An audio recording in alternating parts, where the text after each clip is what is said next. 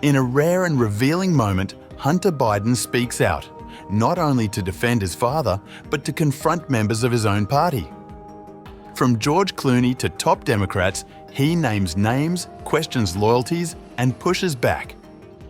This isn't just a personal response. It's a glimpse into growing tensions inside the Biden circle. What follows is a candid interview, and the political ripple effects are just beginning.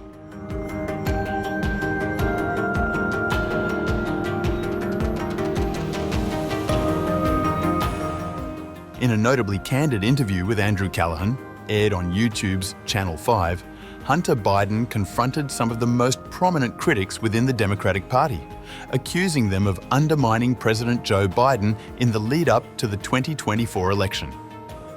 Hunter Biden's dissatisfaction peaked over Clooney's July 2024 op-ed in the New York Times, which called for President Biden to exit the race.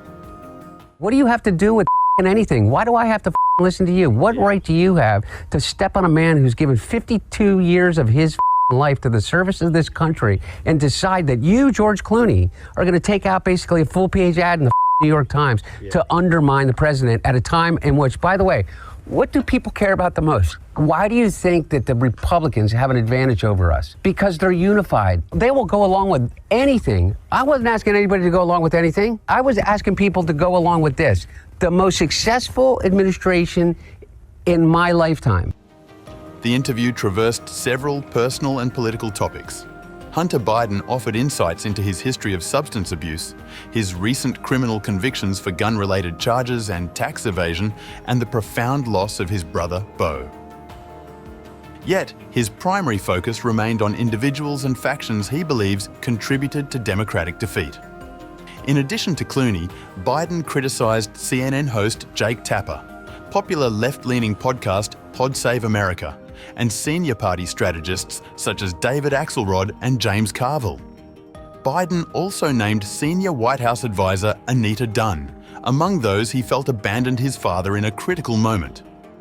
Over and over again, David Axelrod would go on and say, you know, the thing about the president is that he is just a man whose time has passed by, and he doesn't understand Congress.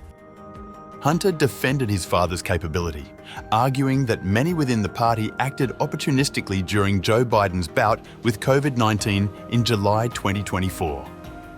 The Democratic anxiety intensified after the widely criticized debate performance by President Biden against Donald Trump in June 2024. Hunter attributed that performance not just to exhaustion from relentless international travel, but also to the prescription of the sleeping medication Ambien. And I'll tell you what, I know exactly what happened in that debate. He flew around the world, basically, the mileage that he could have flown around the world 3 times. Yeah. He's 81 years old. He's tired as shit. They give him Ambien to be able to sleep. He gets up on the stage, and he looks like he's a deer in the headlights. And it feeds into every story that anybody wants to tell.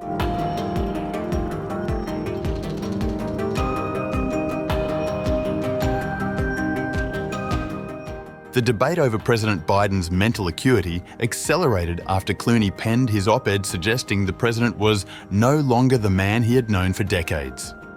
Further, in a book co-authored by Jake Tapper and Alex Thompson, it was claimed that Biden did not recognize Clooney at a high-profile fundraiser in Los Angeles in June 2024. Hunter, who attended the event, refuted this, saying Clooney fabricated the story to rationalize his public dissent. And George Clooney is now to rationalize why he attempted to cut the knees out from a sitting president, the most successful president in the history of his party in his life in terms of the legislative policies that he wanted to see passed, had to justify somehow him going above and beyond to write an op-ed in the New York Times to try to force the sitting president of the United States out of the race.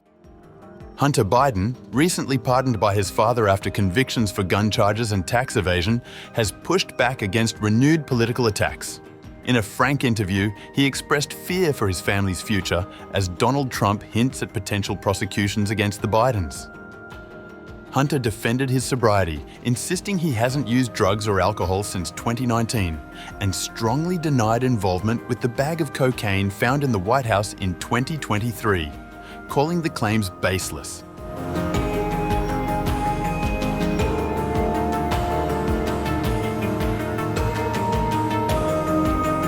The repercussions from the 2024 debate reverberated beyond campaign strategy, shaking the Democratic establishment. According to Hunter Biden, the elite within the Beltway overreacted to the president's performance. Further controversy erupted over Hunter Biden's remarks on immigration, which echoed the views of some Democratic figures but drew sharp rebuke from the White House.